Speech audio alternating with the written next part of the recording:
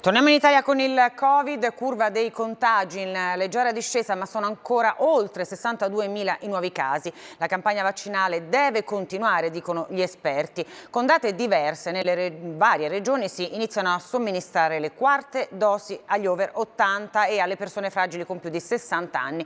In Lombardia oggi il primo giorno, come ci racconta Roberta Di Matteo.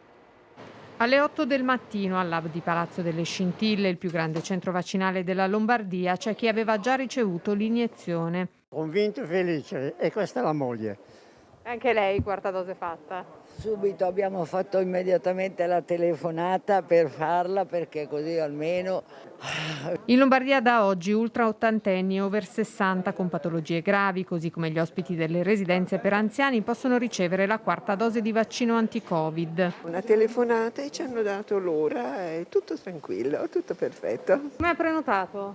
Ieri mattina mia moglie, per telefono. Perché l'abbiamo fatta in novembre. Su circa 650.000 vaccinabili con il secondo booster, per ora hanno prenotato in 7.500. In questo periodo abbiamo fatto più o meno tra gli 800 e i 1.000 vaccini durante la settimana, per salire a circa 2.000 durante il weekend. Nel weekend le famiglie in particolare portano ancora i bambini. Questo è un centro che può garantire fino a 13.000 vaccinazioni al giorno. Per il quarto richiamo si utilizzano gli stessi vaccini del terzo, una dose di Pfizer oppure mezza di Moderna. Indagato il fidanzato della